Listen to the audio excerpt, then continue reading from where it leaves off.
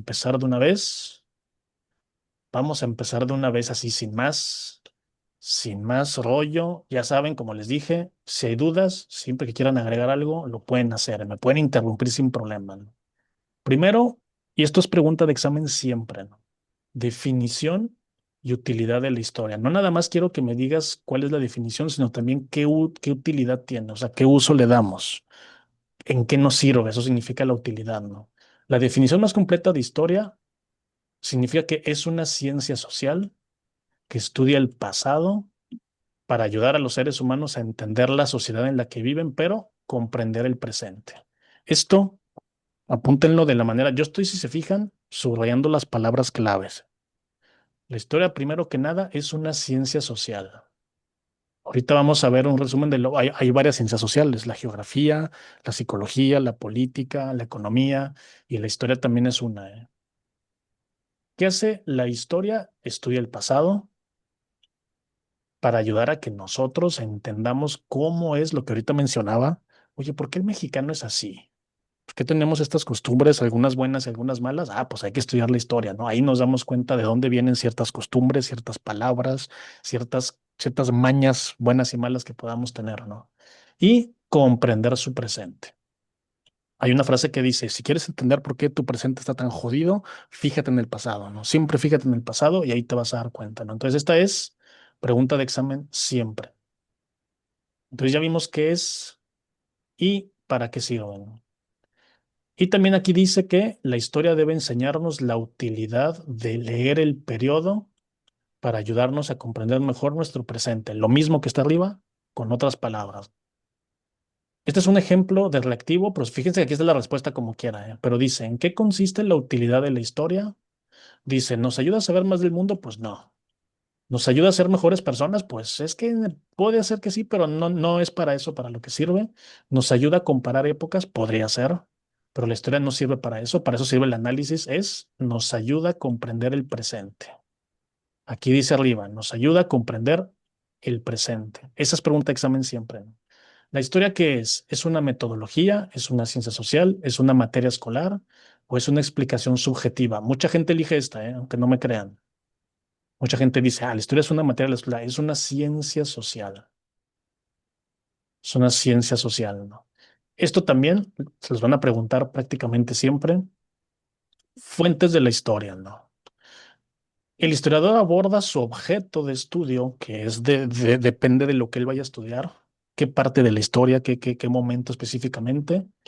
Y aquí él va a seleccionar, analizar e interpretar, ¿no? Y tenemos dos tipos de fuentes, nada más son dos, ¿eh? Fuentes directas y fuentes indirectas, ¿no? Aquí, con estas palabras claves, a ustedes no se les va a olvidar, ¿eh? Las fuentes directas son las materiales. Son aquellas que no son objeto de interpretación. Ejemplo, restos humanos, utensilios que se utilizaban, armas, vestimentas, muebles, monumentos, ¿no? ¿Por qué son directas? Porque no tenemos que interpretar nada. Si encuentran un resto humano, dicen, esto es un resto humano. Si encontramos un arma, decimos, esto se usaba como arma, ¿no? Y las fuentes indirectas, estas son escritas o gráficas, ¿sí? O sea, pergaminos, papiros, lápidas, cualquier cosa impresa, imágenes y también pinturas rupestres o murales. Todas estas cosas, cuando las encontramos, tenemos que interpretar qué significa lo que está ahí representado. Por eso dice indirectas, ¿no? Las directas no necesitamos a alguien que las interprete, un especialista. Obviamente necesitamos a alguien que de preferencia sea un arqueólogo, pero vaya, un arma sabemos que es un arma. Una espada es una espada, un hacha es un hacha, ¿no? Pero una fuerte indirecta sí necesitamos a alguien. Por ejemplo, si alguien va a China y encontramos un pergamino chino, necesitamos leerlo y aparte interpretarlo. Oye, ¿este escrito se refiere a algo literal o se refiere a algo imaginativo o algo religioso o algo divino? No sabemos de qué estamos hablando, ¿no? Por ejemplo, os voy a poner un ejemplo muy sencillo, la Biblia. La Biblia es un texto muy antiguo y si una persona se lo encuentra y no lo conoce, y si lee que una persona creó el mundo de cierta manera, dice, oye, ¿esto sí fue así literal o es una representación? Entonces tenemos que interpretarlo, ¿no? Entonces, acuérdense, estos son los dos tipos de fuentes. También va a ser pregunta de examen. Bueno, esto me lo voy a brincar, vámonos aquí, ¿no? Corrientes de interpretación del conocimiento histórico, ¿no? Ya vimos lo que son las fuentes y la definición de historia, ¿no? Bueno, mira, vamos a hacer esto. Estos son, ahorita vamos como quieras siempre al final a hacer cuestionarios. Esto ya tienen la respuesta, por eso a veces me los brinco, pero dice, el historiador aborda su objeto de estudio mediante lo que vimos ahorita, ¿no? Selección, análisis e interpretación de fuentes. Estas pueden ser, y aquí nos pone políticas económicas sociales, ya vimos que son directas e indirectas. Siempre que vean fuentes, ¿qué tipos de fuentes hay? Directas e indirectas, acuérdense. El estudio de la historia está basado en fuentes gráficas, escritas y materiales. Esta es la respuesta correcta. Pero aquí dice fuentes imaginarias, pues claro que no. Indirectas y extensivas, esta palabra no la hemos visto. Y luego dice alternas y directas. No, son directas e indirectas. Y la única que las cumple es esta de aquí. Entonces, esto ya viéndolo así como es, ahora vamos a ver qué tipos de historiadores hay. ¿Qué tipo de historiadores hay? Porque hay historiadores que tienen ciertas corrientes de pensamiento que dicen, yo la historia la uso para esto, o la historia tiene este fin y otros creen otra cosa, ¿no? Aquí vamos a ver las más importantes, bien, son estas de aquí, ahorita las vamos a ver. Y aquí tenemos, vamos a empezar primero con esta, el idealismo. El idealismo, ¿quiénes son sus representantes importantes? Fíjense que hay desde la antigua Grecia, Platón, hasta ya las épocas modernas como Descartes y ya contemporáneas como Hegel e Immanuel Kant. O sea que en todo, siempre en cada época hay idealistas, ¿no? Y dice, estos son los representantes que son los exponentes y cuál es el objetivo de estas corrientes de pensamiento, repito, de historiadores, fuentes históricas. El Estado como expresión dio razón hegeliano, la historia como la dialéctica del espíritu. Esto si lo leemos no entendemos bien de qué están hablando, ¿no? Esto si quieren ustedes aparte apúntenlo.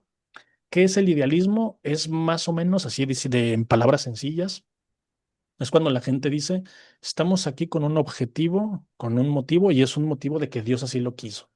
Por eso dice Dios razón. Ah, es que Dios nos puso aquí y tenemos una misión que cumplir, ¿no? Por eso es el idealista, ¿no? El idealista dice, yo tengo un ideal que cumplir, tengo una misión que cumplir, ¿no?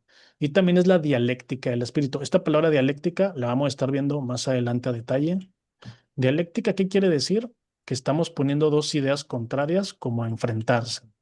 La gente que cree en Dios y la gente que no cree en Dios. Entonces es una dialéctica del espíritu, eso significa, ¿no? Entonces el idealista cree que estamos aquí por un motivo divino, por eso dice Dios razón. Entonces ya vimos aquí que está Platón, Descartes, Hegel e Immanuel Kant. Platón es de la época antigua, ahorita las vamos a ver. Descartes ya es de la época moderna y Hegel y Kant de la época contemporánea. Y luego el positivismo, mucho cuidado aquí, ¿eh? Positivismo uno podría pensar que es como algo, nos suena como que algo de una persona que está motivando a otras personas, ¿no? A eso parece que suena, pero no. Positivismo quiere decir básicamente, a ver, denme un segundito.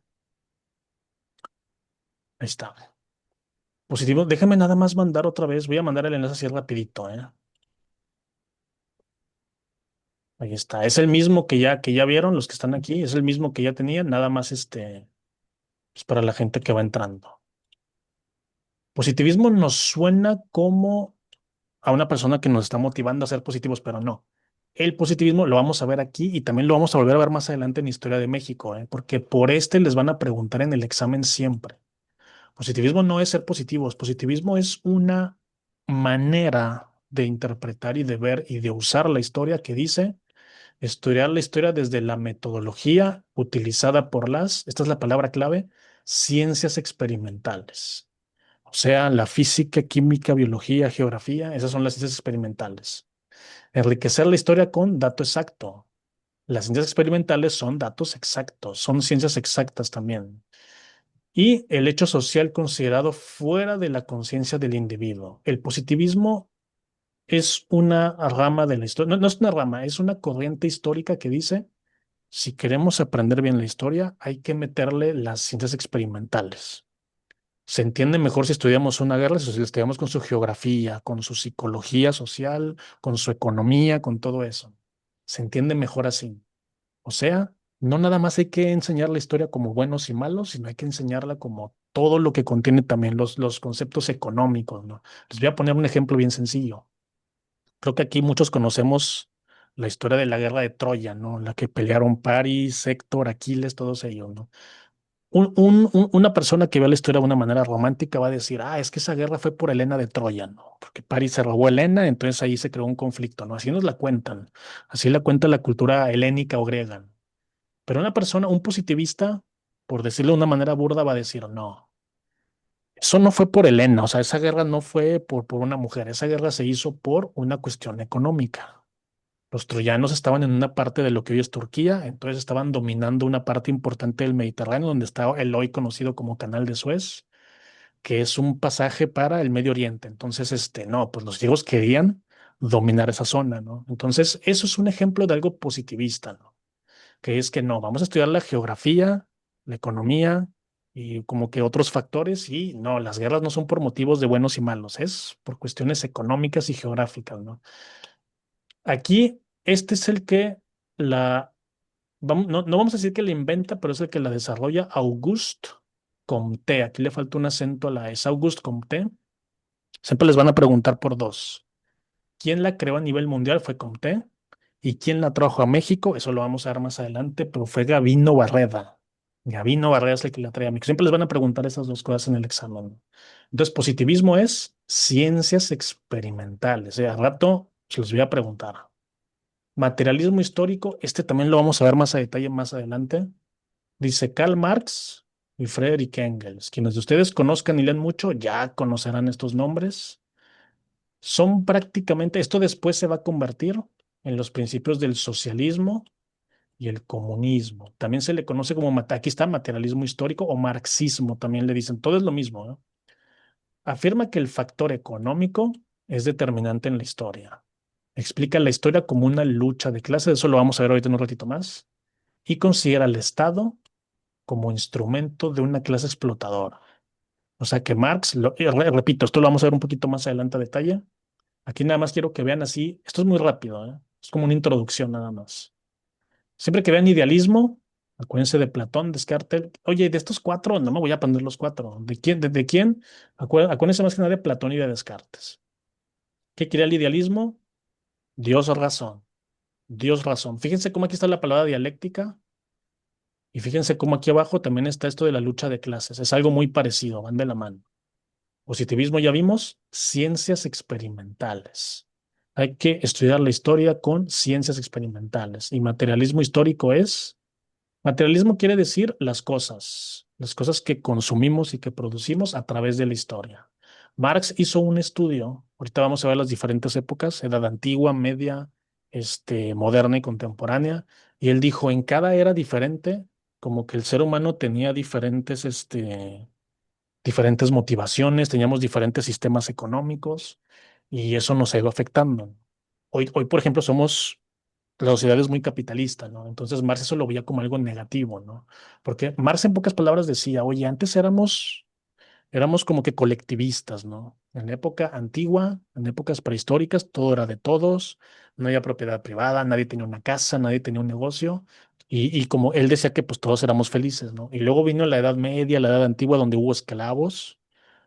Esto es la lucha de clases, ¿no? El esclavo contra el amo, el señor feudal y el siervo, y el jefe contra el empleado, ¿no? Esa es la lucha de clases, ¿no? Entonces, Marx lo que va a hacer es esto, ¿no? Que dice, es que hay un factor económico que en la historia determina los cambios de era y determina el comportamiento de las personas, ¿no? Y tenemos esta lucha de clases y el Estado es el instrumento de la clase explotadora. Eso es lo que decía Marx, ¿no? Es materialismo histórico, ¿no? Y luego así rapidito, el estructuralismo. Levi Strauss y Michel Foucault, ellos nada más decían que hay que hacer leyes generales para interpretar la historia. Ellos creían que la historia funcionaba con se llamaba funcionalismo y estructural funcionalismo, que es una estructura, es una superestructura, y esa superestructura incluye al Estado, a la iglesia, a la escuela, a todo, ¿no? Entonces ellos creían que había que formular leyes generales para interpretar la historia. Es el estructuralismo o estructural funcionalismo, también le dicen, ¿no? Y luego así rapidito, el historicismo. Oye, ¿cuál es la diferencia entre historia e historicismo? Suena lo mismo, ¿no? Este especifica que cada suceso histórico es único e irrepetible. Y esto fue Aquí más que nada es Ortega y Gasset. Este es el que más asocian con este. Así como aquí es Marx y Foucault es el estructuralismo, aquí va a ser el historicismo, ¿no? Dice Mayela que no se escucha. ¿Alguien aparte de ustedes no me está escuchando? ¿Se escucha bajito, Mayela, o no se oye bien, o de plano no se oye nada? Ahorita me dicen, ¿eh? Porque sí es muy importante. Ahorita me dicen, puede ser, sí, si más de una persona no me oye, quiere decir que a lo mejor soy yo, es mi señal, pero a lo mejor si es nada más una, puede ser la señal de esa persona. ¿Sí me oyen bien todos los demás? ¿Sí se oye clarito? Dice Angelina que dice escucha. Si alguien de repente, se los comenté hace rato y repito, si de repente me oyen muy lejos, si de repente soy entrecortado, me dicen de volada me la hacen de tos, acuérdense. Entonces ahorita Mayela, mira, si alguien de repente dice alguien, no veo quién es, que sí se escucha también, ¿no? Bueno, muy bien. Si alguien de repente, es que dice no se escucha, dice osa sueta, fuerte y claro, que bueno, muy bien. Entonces no soy yo. Si alguien de repente entra y se escucha entrecortado, sálgase y luego vuelve a entrar a al mismo enlace, que ahí siempre eso funciona y eso es como que así se resuelve. Ya si de plano son muchos los que me dicen, oye, no, somos varios los que no te oímos, ahí seguramente va a ser mi señal, ¿no? Pero bueno, vamos a continuar aquí. Este, escuela, escuela de los anales, así se llama. ¿Qué significan los anales? Así le dicen, es una palabra francesa como que de las épocas, de los años, ¿no? Esto es de Fernand Braudel o Braudel. Y aquí es muy parecido esta al positivismo, ¿eh? Hay unas cositas que se parecen. Dice, destaca la importancia del medio geográfico en la historia, ¿no? Incorpora diversos campos del conocimiento como la antropología, sociología, economía, etcétera. Ay, señor, ¿cómo distingo entonces la escuela de los anales del positivismo, no? Es muy sencillo. Positivismo, la palabra clave es ciencias experimentales, exclusivamente ciencias experimentales. Si se fijan acá, también está la antropología, está la sociología, que no son tan ciencias exactas como tal, ¿no? Son como que ciencias más, que tienen que ver con el estudio de la sociología. No sé si hasta ahorita todo quede claro o hay alguna duda. Ahí me van diciendo, ¿eh? Y miren, aquí dice, personaje representante del materialismo histórico. Ya sé que ahí está la respuesta, ya sé que aquí está. Pero acuérdense, Auguste Comte, ¿este de dónde era? ¿Quién se acuerda? Ya sé que estaba ahí arriba, pero lo acabamos de ver. Aquí ustedes van a ir descartando, ¿no? Este Levi Strauss era de una, Braudel era de la última que acabamos de ver, y está Auguste Comte. Acuérdense que estas dos son las que se parecen un poquito, y el materialismo histórico es Karl Marx. Siempre que vean Karl Marx es marxismo, materialismo histórico, que son las bases del socialismo, ¿no? Auguste Comte es del positivismo. Levi Strauss, miren, aquí está arriba, le he visto que estaba junto con otro que es Michel Foucault, eran del estructural funcionalismo o estructuralismo. Y Braudel fue el último que vimos de la escuela de los anales. Ahí están. Corriente que afirma que el motor de la historia es una constante lucha de clases. Es lo mismo que acabamos de ver aquí arriba. Esto es de Marx también. Fíjense que aquí está. Marx decía lucha de clases y él también era el del materialismo histórico, ¿no? Entonces aquí no es el idealismo es el Dios plan, positivismo es experimentales y estructuralismo es la gran estructura y que también, aquí lo vimos, leyes generales, o sea, la superestructura, ¿no? Y aquí vamos a lo mero bueno, ¿eh? Esto es pregunta de examen siempre. Esto de aquí arriba puede variar. Ustedes nada más apréndanse la corriente y su representante, más que nada, ¿no? Esto que dice aquí objetivos es más que nada qué es lo que estudian, porque ahí siempre les van a preguntar representante con corriente, ahora, ¿corriente qué? Corriente de estudio de la historia. La historia tiene muchas maneras de interpretarse y de utilizarse, ¿no? Estos son los objetivos de estas corrientes de pensamiento de la historia, ¿no? Yo normalmente empiezo mis sesiones de sociales con esto que está aquí, ¿no? Fíjense cómo esta guía nada más lo pone así de manera sencilla, pero ahorita lo vamos a ver a detalle, ¿no? Para facilitar el estudio de la historia, se hace una organización cronológica. Cronológico quiere decir a través del tiempo. Esta es pregunta de examen siempre. Esto se llama periodización. Dividir la historia en periodos. No son eras. Estas se llaman eras o edades, pero esto, la acción de hacer esto se llama periodización. Pregunta de examen también casi siempre. Y esto lo podemos reconocer por medio de cuatro etapas o edades, ¿no? Mucha gente aquí, hay una pregunta que les van a poner en el examen que dice, oye, esto a dividir la historia en estos periodos, ¿cómo se le llama? Y mucha gente le dice, pues se le llama edades o le dicen etapas, pero no. Esta acción se llama periodización. Y de la periodización surgen estas edades o eras, ¿no? Pero esto es de la historia. Antes de la historia hubo una prehistoria. ¿Quién de ustedes me dice o me escribe cuál es la diferencia entre la historia y la prehistoria? Ahorita se los voy a poner una imagen, ¿no? Pero aquí antes de la historia había una prehistoria. Hubo un hecho que marcó el fin de la prehistoria y el inicio de la historia. ¿Alguien de ustedes lo conoce? Porque también va a ser pregunta de exámenes. Aquí no viene, pero lo vamos a ver más adelante. ¿Qué inventamos? Les voy a dar una pista. No fue el fuego y no fue la rueda, ¿eh? Él y Laguna, exactamente. Le diste el clavo, es la escritura. ¿Por qué no fue el fuego? Hay gente que a veces dice fue la agricultura, fue el fuego, fue la rueda. Y no, como bien dice Eli Laguna, lo que marca el antes y el después de la historia, porque aquí no está la prehistoria. Ahorita yo les voy a poner una imagen de qué es la prehistoria, qué incluye la prehistoria también. Aquí empezamos nada más con esto que es la historia. La historia empieza más o menos en el 3500 antes de Cristo con la invención de la escritura. Pero ¿por qué la escritura es tan importante? Porque, ¿qué estamos viendo aquí? Historia. ¿Cómo registramos la historia? Escribiéndola. No hay otra manera, ¿no? ¿Qué sucedió antes de esto? Antes de estas edades teníamos la prehistoria. En la prehistoria, ¿qué pasó cuando vivíamos en las cavernas? ¿Qué pasó cuando éramos tribus nómadas? No tenemos idea. Podemos suponer, porque hay muchas suposiciones. Cuando estudiamos restos humanos, podemos más o menos decir qué comían, podemos más o menos decir qué hacían, qué actividades tenían de acuerdo a las herramientas que tenían allí con ellos, pero no tenemos idea de qué gobierno, de quién gobernaba, qué tipo de gobierno tenían. Oye, tenían un imperio, tenían reyes, tenían democracia. Este, sabemos que se extinguieron otros tipos de homínidos. Oye, ¿no será que los Homo sapiens se extinguieron a los anteriores? ¿O no será que hicieron un genocidio así como los nazis en la Segunda Guerra Mundial? No lo sabemos. No tenemos idea porque no había escritura, no había registros de nada de eso. Había pinturas rupestres, aunque las podemos interpretar, pero no sabemos exactamente qué son, ¿no?